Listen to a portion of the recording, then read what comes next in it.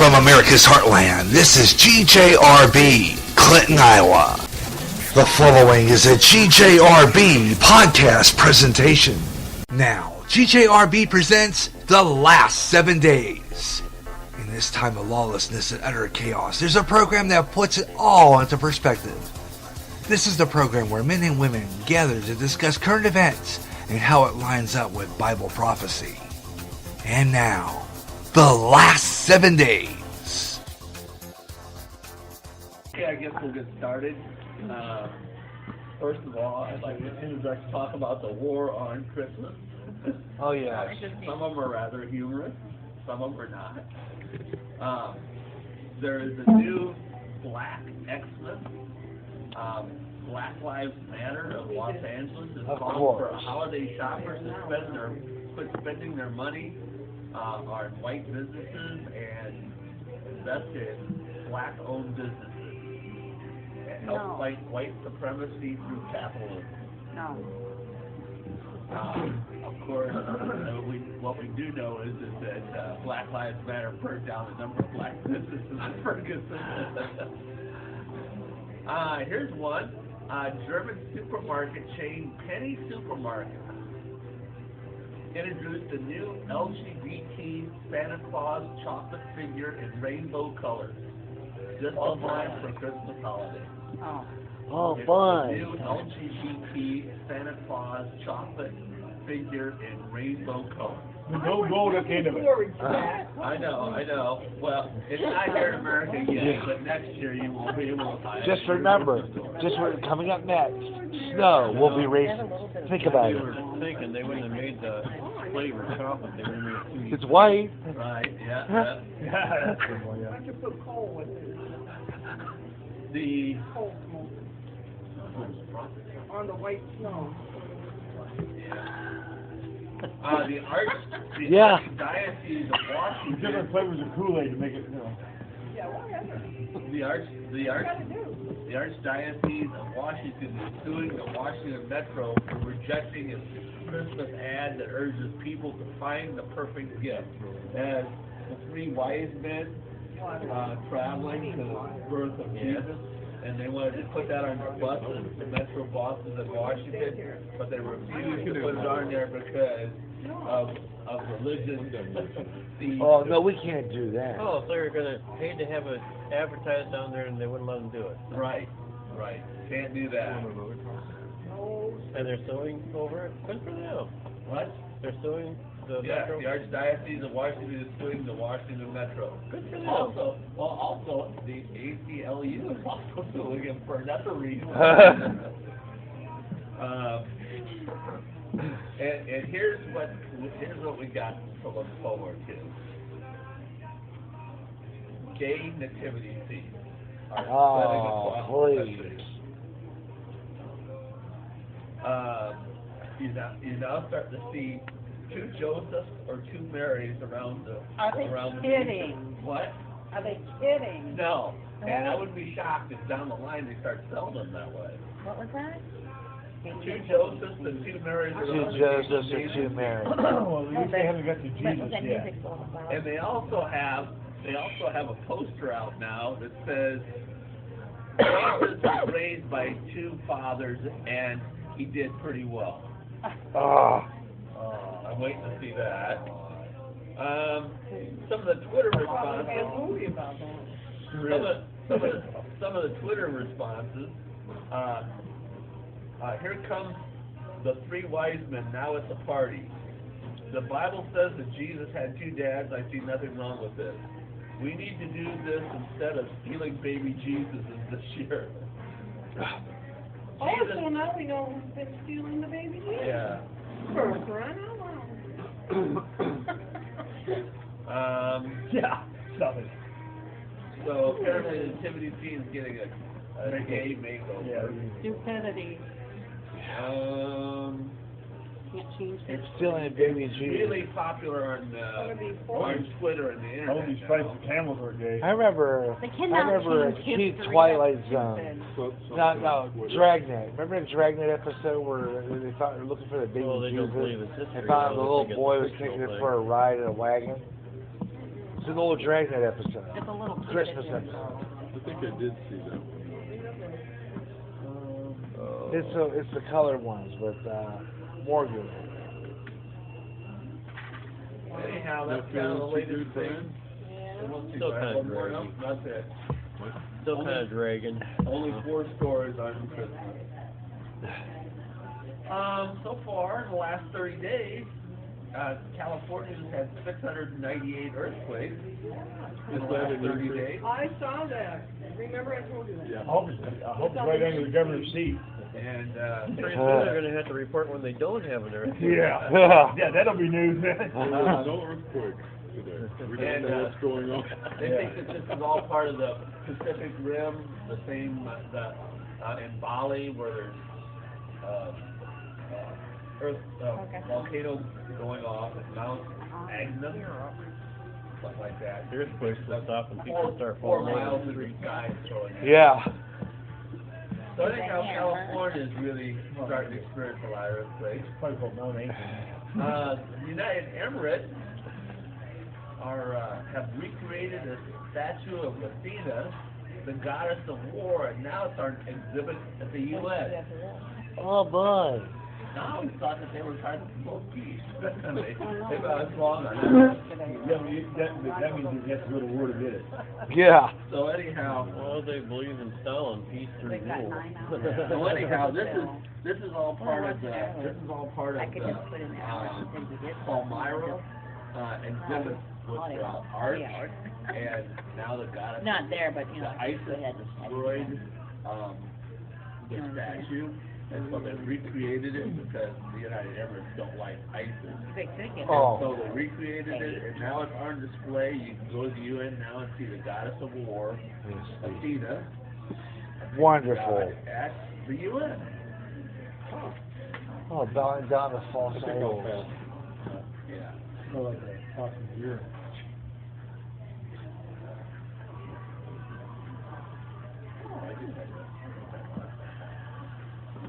Okay, girl guiding.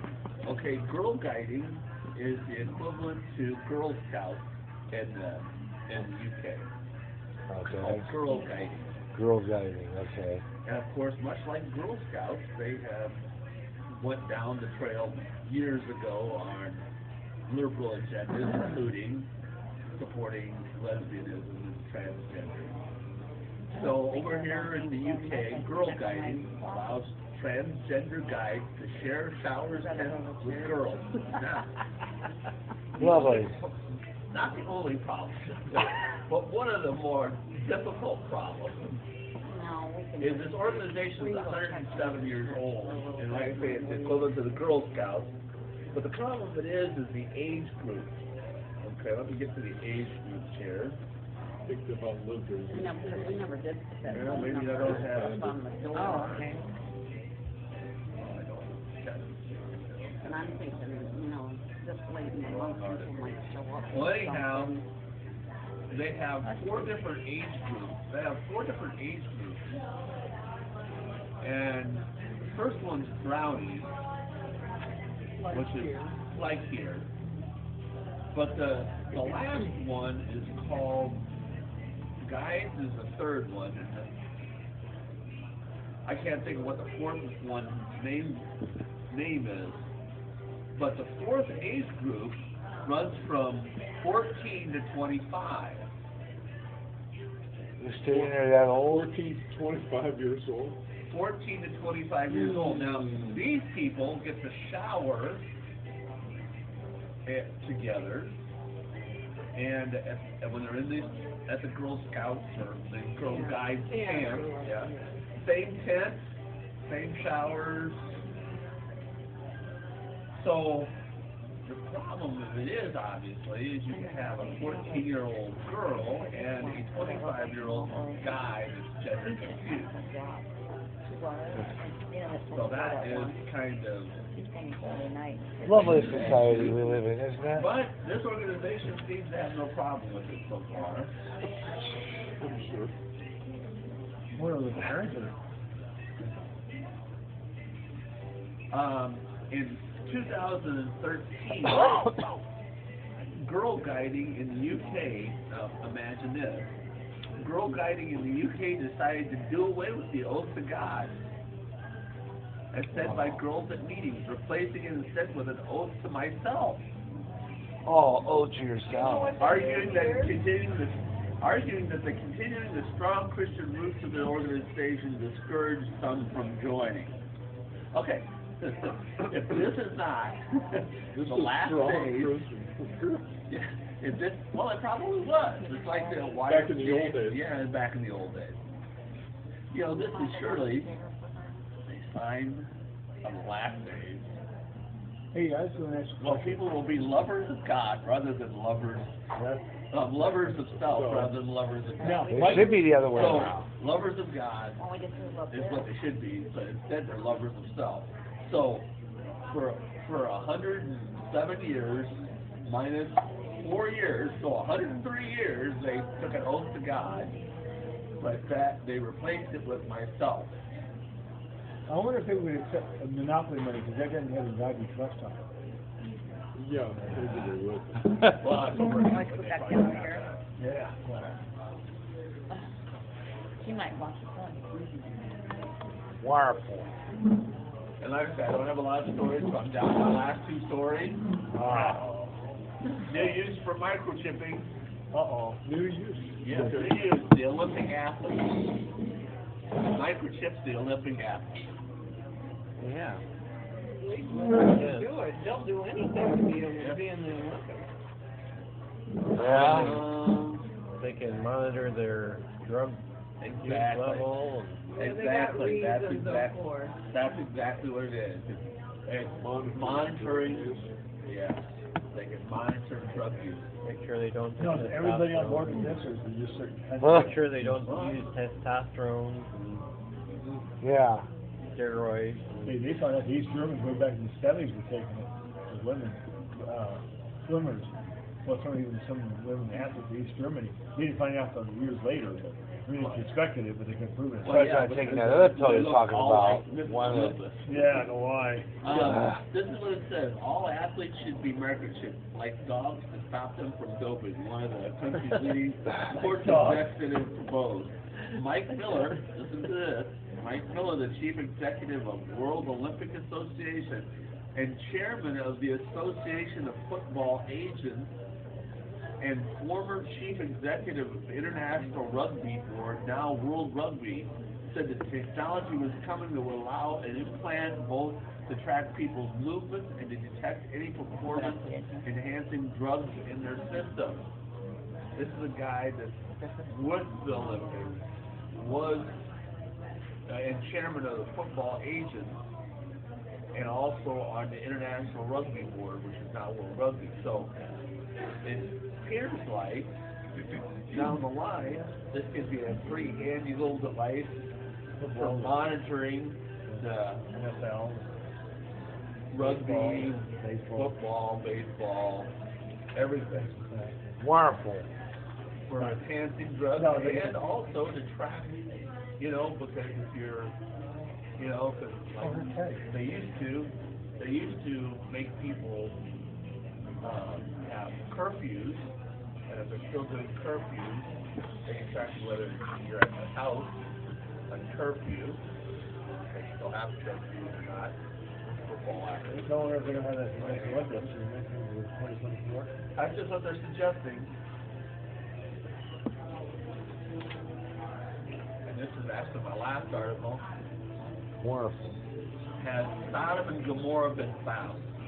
Remember, this is not like necessarily a new article, but it's an article that seems to be gaining traction. Just walk in the desert till you see the ashes. Well, they've actually made some developments on it. Is the Bible account of the destruction of Sodom and Gomorrah just a myth? Not likely, says an archaeologist who believes following 12 years of sifting sand near the Dead Sea in Jordan, that he has found the ruins of the largest twin cities in the area, one that fits all the criteria of Bible accounts. Steve Collins, the professor of biblical studies and apologetics at Trinity Southwest University, says a monstrous site at Tal El Hammon Hammond in the southern Jordan Valley, which lies 8 miles northeast of the Dead Sea, perfectly matches the biblical description of the city of sin, destroyed in a day by fire and brimstone. Collins began exploring the rubble in 2005, so for 12 years now he's been working on this. And eventually concluded it is indeed the site inhabited by Lot, who was saved by Abraham from judgment of the dominant city-state of the era. When we explore the area, the choice of Tal El Hammond at the site of Sodom was virtually a no-brainer since it was at least 5 to 10 times larger than the other Bronze Age sites in the entire region. The site is a large mound or tell that he believes represents the ruins of 2 cities. The team of researchers has since found high and thick defensive walls, gates, towers, and plazas, and ramparts, as well as a palace in the upper city. As one would expect, life in the city appears to have come to a sudden halt near the end of the Bronze Age period, before being abandoned for 700 years. Tal El Hammond seems to match every Sodom criteria demanded by the Texas College. Based on the excavated site, despite the heavily fortified defensive capabilities, the city seems to have come to a sudden, inexplicable end, just as the Genesis account of the Bible says. For millennia, the ancient city has been used for metaphors for vice and homosexuality. Collins said that the city was likely abandoned after an earthquake, while other experts suggest an asteroid may have been to blame. In 2008, this is where Sodom and Gomorrah took a real interesting turn. In 2008, mysterious circular clay tablets were identified as a witness account of an asteroid that destroyed the city. 2 rocket scientists, Alan Bond and Mark Hemphill, who spent 8 years trying to solve the mystery, believe the tablet symbols give a detailed account of how a mile-long asteroid hit the region, causing thousands of deaths and devastating an area of more than 386,000 square miles. The impact, equivalent of more than 1,000 tons of TNT exploding, would have created one of the world's largest ever landslides. The clay tablet called the planisphere was discovered by the Victorian archaeologist Henry Laynard in the remains of the library of the Royal Palace of Nineveh. The duo used computers to recreate the night skies thousands of years ago and pinpoint the sighting described on the tablets by the Sumerian astrologer, pinpointing the likely date to be before dawn, June 29, in the year 3123 BC. So they got an exact date before dawn, because they tracked it back to an asteroid. What does the Bible say about Sodom and Gomorrah? There are references to Genesis and the New Testament as well. Genesis 19 is a detailed account of 2 angels who visited the city in an effort to save Lot and his family, and were confronted by a gang threatening to sexually assault them. The angels had been dispatched by God at the urging of Abraham, Lot's uncle.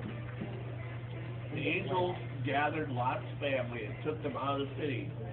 For we will destroy this place, because the cry of them is waxing great before the face of the Lord, and the Lord has sent us to destroy it. The angels cautioned Lot's family not to look back once they had been safely removed from the city. Then the Lord rained upon Sodom and Gomorrah brimstone and fire, and the Lord out of heaven. And it says in Genesis 19:24-26, and he overthrew these cities and all the plain, and all the inhabitants of the cities, and that which grew up upon the ground.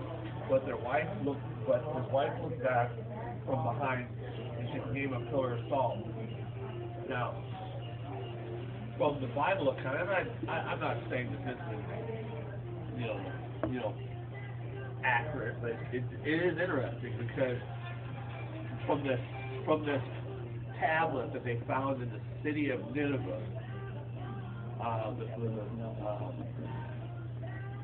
they believe is an accurate description of an asteroid hitting that area.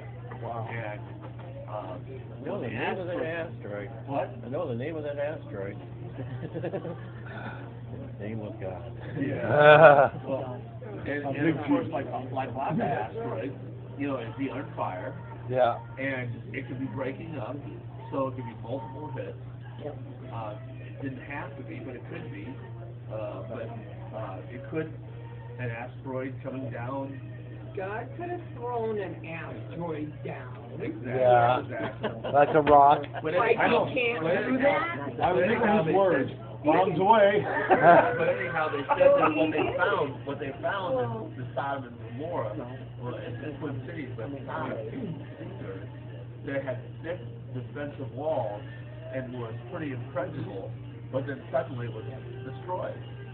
So the natural reaction is that it was destroyed by earthquake because there's a fair amount of earthquake. But this tablet said, no, it wasn't an earthquake, it was an asteroid that came and hit the city. Now, the other thing of it is, God is has thrown them back. this is like all part of the Dead Sea region. And when something greatly hits the salty ground, well, there's going to be an explosion. And so you might have hot, salty soil flying in the air. Right. And so if you were close enough, there's possibility that you could get covered with this salty dirt or sand, that's what it is, sand, salty sand, and you could become like a salty asteroid, like what happened. And I gotta tell you something also. That happened immediately. In early Christianity, in early Christianity, Christians used to go down and visit Lot's wife. In early Christianity, they used to visit two places. They used to visit Noah's Ark on Mount Ararat, and if you go up there, you would see Christians from the first century. They're like putting their graffiti on the boat, marking that they were here. So, and then the same thing was true with Lot's wife. On both sites, Christians went and visited, like Christian tourist thing, they wanted to see that the Word of God was true. Yeah. It was part of their history. So they used to go down there, and I don't know when exactly it stopped, but that was early Christianity talked about it, going down and save Lot's wife. They still have some of the early videos I get of Israel, though, that show people that, not necessarily a whole bunch of people, but they'll have somebody down there saying, and this is Lot's wife. I mean, like tour guide. Yeah, first tourist attraction. Genesis 13:13 explains that the people of Sodom were wicked and sinners before the Lord exceedingly. The prophets Isaiah, Jeremiah, Ezekiel, Amos, and Zephaniah all refer to the judgment of Sodom and Gomorrah. Jesus referred to Sodom and Gomorrah. Matthew 10 explained to his disciples that when they visit towns to share the good news and meet resistance, and shake the dust off their feet before leaving. Verily I say unto you, it shall be more tolerable for the land of Sodom and Gomorrah in the day of judgment than for that city. It says in verse 15. Jesus also quoted in Matthew 11:23 as pronouncement judgment on Galilee towns of Capernaum with a reference to Sodom. The ruins of Capernaum have since been excavated and it remains a popular tourist site today. 2 Peter 2:6 quotes the apostles as saying the destruction of Sodom and Gomorrah into ashes remained as an example to those who should live ungodly to this day. Likewise, Jude 7:7 says, even as Sodom and Gomorrah and the cities about them, in like manner, giving themselves over to fornication and going after strange flesh, are set forth as an example, suffering the vengeance of eternal fire. I mean, 771. 7. Yeah, I know it's just, Okay. whoa.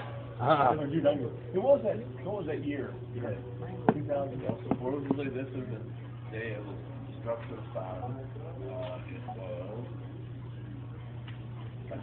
was 3,000 wow. before dawn on June 29th, 3123 BC. Okay. 2001. 3123 BC. Before dawn. That'd be 3123. Yeah. Which would be consistent with the story, you know. Yeah. Or It's right around the same timeline anyway, wouldn't it? yeah. So that's all I have today. Fascinating. So once again, the Bible seems to become more and more accurate.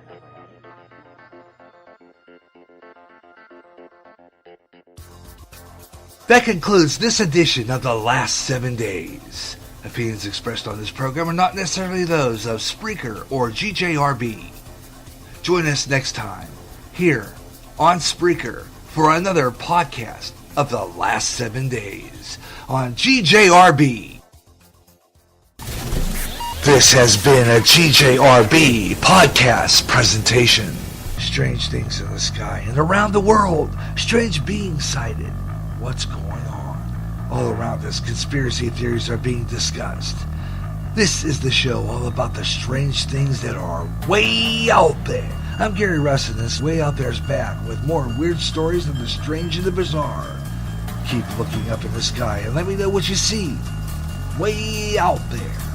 Every third Friday at 2 o'clock Central on GJRB. The Christmas lights are on and the music is playing for another bright holiday of programming. This year, more Christmas music with American Christmas Jukebox and more shows and more of your favorite Christmas classics. Christmas service from Christian Community Fellowship Church. Classic radio with a Christmas Carol starring Lionel Barrymore as Scrooge from a CBS Campbell's Playhouse with Orson Welles from Christmas Eve 1939. It's a bright holiday to remember. Now, going on GJRB. Imagine one day tuning around on your internet radio only to find a station playing old radio programs complete with commercials and thinking, what am I tuning into? The past?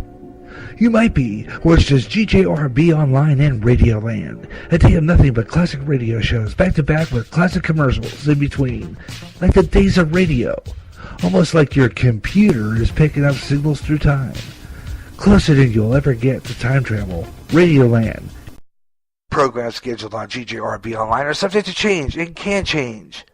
If they do, watch for GJRB Schedule Update podcast on my Spreaker public site for time and date change announcements. This is GJR Broadcasting.